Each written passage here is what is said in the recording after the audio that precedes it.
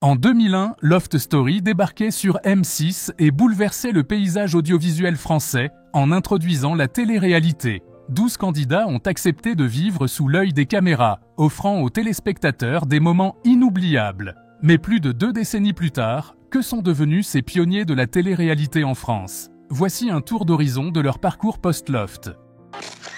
Loana Petrucciani, grande et gagnante de la première saison, Loana est sans doute la participante la plus emblématique du Loft. Après sa victoire, elle a exploré diverses carrières, mannequinat, musique, animation télévisée. Elle a sorti plusieurs singles, dont « Comme je t'aime » en 2001, et a publié des autobiographies relatant son expérience et ses défis personnels.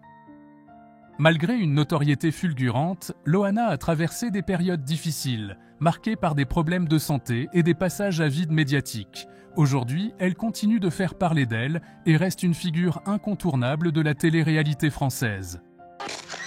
Christophe Mercy et Julie Bouville. Le couple formé dans le Loft a su transformer l'essai au-delà des caméras. Christophe et Julie se sont mariés en 2003 et ont fondé une famille avec 2 enfants. Préférant une vie loin des projecteurs, il réside désormais du côté de Montauban. Christophe travaille dans une entreprise d'électronique, tandis que Julie s'épanouit dans le secteur de l'hôtellerie.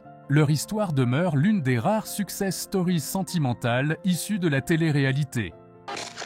Jean-Édouard Lipa. Connu pour sa romance médiatisée avec Loana dans la piscine du Loft, Jean-Édouard a poursuivi une carrière artistique après l'émission. Il s'est orienté vers le théâtre et la musique, devenant DJ et animateur de soirées. Malgré une présence médiatique moins marquée ces dernières années, il reste actif dans le milieu artistique et continue de se produire lors d'événements.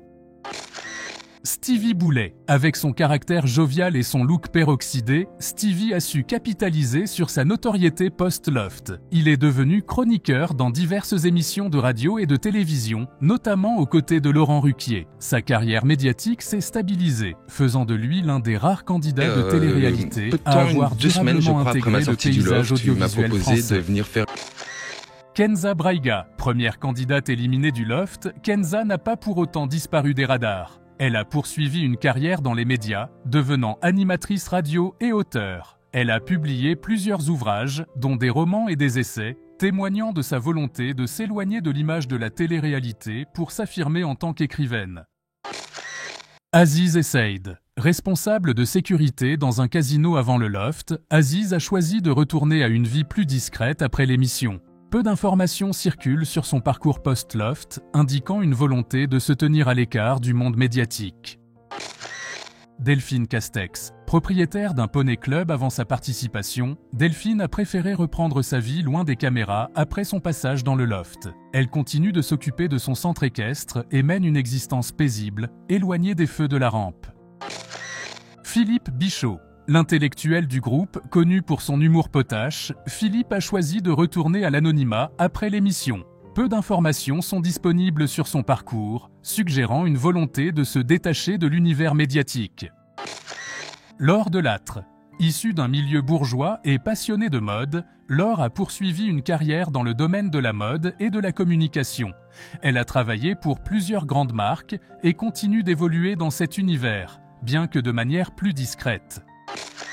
David Cohen, chanteur de hard rock marseillais, David a continué sa carrière musicale après le Loft. Il se produit toujours sur scène avec son groupe et reste actif dans le milieu musical, fidèle à sa passion initiale. Fabrice Béguin et Kimi. Ces 2 candidats, moins médiatisés après l'émission, ont choisi de retourner à une vie plus ordinaire. Fabrice a repris son activité professionnelle loin des projecteurs, tandis que Kimi a également opté pour une existence discrète, éloignée du tumulte médiatique. Les participants de Loft Story ont connu des parcours variés après leur sortie de l'émission.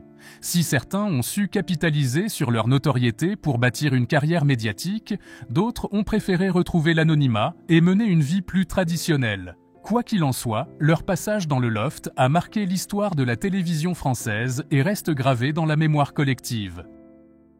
Et vous, quel candidat de Loft Story vous a le plus marqué? N'hésitez pas à partager vos souvenirs en commentaire et à vous abonner pour ne rien manquer des prochaines vidéos.